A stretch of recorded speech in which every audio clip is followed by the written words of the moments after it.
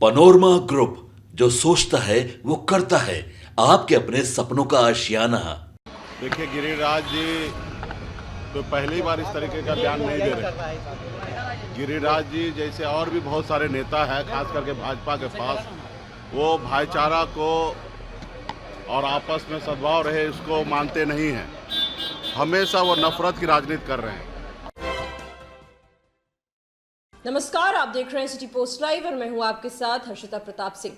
VIP supremo Mukesh Saini ने गृह मंत्री अमित शाह के लिए ऐसा बयान दे दिया है जिसके बाद अब बवाल होना तय है। आपको बता दें, पीएम मोदी और अमित शाह पर निशाना साधते हुए कह रहे थे मुकेश सैनी कि पिछले 10 साल से मंडल कमीशन क्यों नहीं लागू हुआ, क्यों ये लोग केवल चुनाव के वक्त झूठ बोलने का काम करते हैं, क्या ये लोग पिछले 10 साल से केवल ताली बजा रहे थे, क्या ये लोग हिजरा थे कि पिछले 10 साल से केवल ताली बजाया और कुछ काम नहीं हुआ। मुकेश सैनी ने अमित शाह को लेकर ये आपत्तिजनक टिप्पणी कर दी है। अब इसके बाद बवाल होना तो तय ही है। साथ ही अन्य मुद्दों को लेकर क्या कुछ कहते नजर आए हैं मुकेश सैनी, पहले आप ये बयान सुने।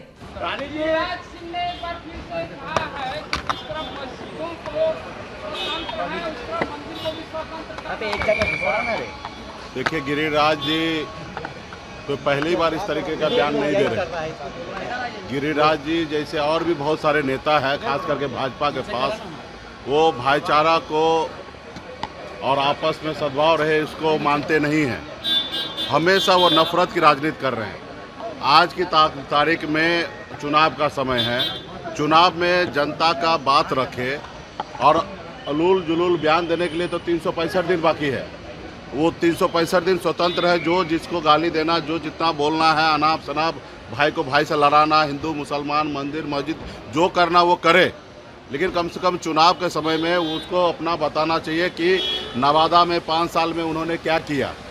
अभी आप बेगूसराय गए, वहाँ पे 5 साल आगे आपको जनता चुनेंगे तो आप क्या कीजिएगा। तो ये रिपोर्ट देना चाहिए। आपके देश के प्रधानमंत्री जी 10 साल रहे हैं। 10 साल में उन्होंने जो जो वादा किया, सीना ठोक कर, भाइयों बहनों भाइयों बहनों भाइयों बहनों, तो भाइयों बहनों को बताइए कि भाई आपने क्या किया और कहाँ आप सफल हुए। तो ये सारे बात नहीं कर रहे। आज हमारे देश का युवा रोड पे बेरोजगार होकर घूम रहा है, किसान परेशान हो रहा है, आत्महत्या कर रहा है, पक्का मकान नहीं है, लोग परेशान है। तो ये सब चीज़ छोड़कर आप उलूल जुलूल का बयान दे रहे हैं। उनके ऊपर अभी कोई क्या टिप्पा टिप्पणी करना, वो ऐसे ही बोलते रहते हैं।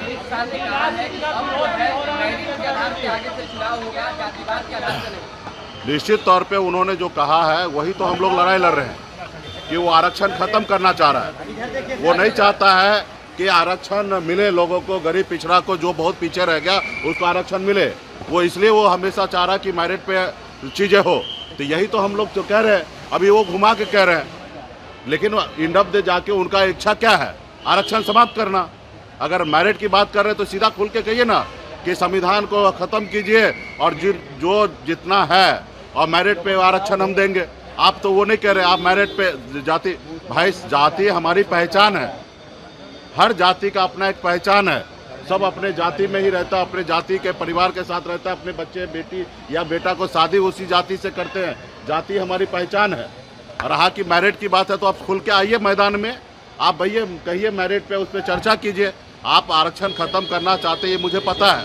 इससे पहले भी मोहन भागवत जी बयान दिए थे और आज कल आपने झंझारपुर में भी आपने इस तरीके का बयान दिया कि मेरिट पे हम करेंगे। तो यही तो हम लोग कह रहे हैं कि फिर हमारे बाबा साहब भीमराव अंबेडकर ने जो कहा कि बहुत सारे लोग पीछे जो रह गए हैं उनको आगे लाने के लिए आरक्षण की व्यवस्था करना है, तो उसको आप खत्म करना चाहते हैं। खुल के आप आके बताइए कि हम खत्म करना चाहते हैं।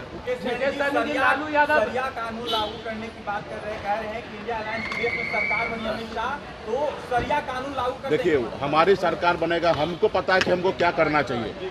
वो हमारे मुंह में न डाले। उनको क्या करना चाहिए वो अपनी बात करे। हमको क्या करना चाहिए, हमारा देश कैसे आगे बढ़ेगा, देश कैसे भाईचारा के साथ रहेगा, हम वो काम करेंगे। उनके कहने से थोड़े काम करेंगे।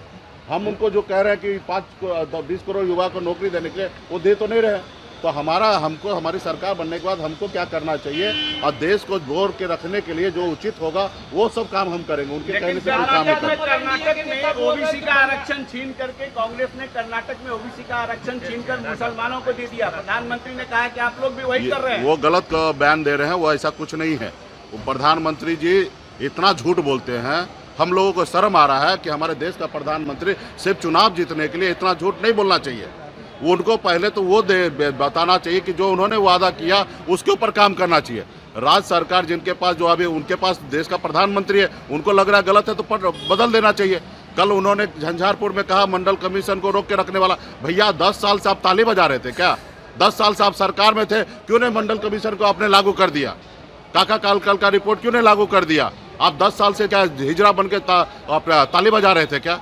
तो ये सारे चीज़ें झूठ बोल रहे हैं, ये लोग गलत तरीके से बयानबाजी कर रहे हैं और बेवजह से जो उनको कहना चाहिए वो नहीं कर रहे हैं। धन्यवाद। आप सुन रहे थे VIP supremo Mukesh Saini. PM Modi हो या फिर अमित शाह, सब पर जमकर निशाना साधते नजर आए। ये आरोप भी लगाया कि ये लोग पूरी तरीके से आरक्षण को खत्म करना चाहते हैं। जाति के आधार पर ये लोग सारा आरक्षण खत्म कर देना चाहते हैं। मेरिट की बात करते हैं, लेकिन हमें सच पता है ये लोग केवल आरक्षण को खत्म करने की कोशिश में है, लेकिन हमारी जो जाति होती है वही हमारी पहचान होती है, कहते नजर आए मुकेश सैनी।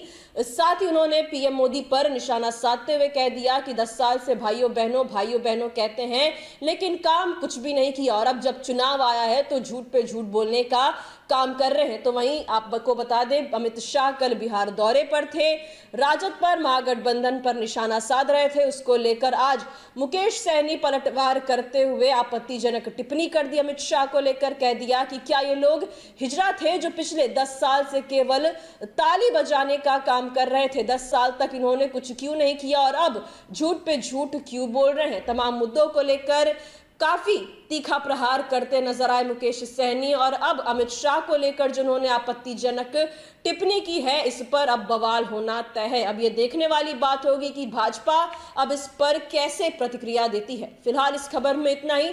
आप आगे की खबरों के लिए देखते रहिए सिटी पोस्ट लाइव। इस वीडियो को लाइक करें, शेयर करें और चैनल को सब्सक्राइब करना ना भूलें। धन्यवाद।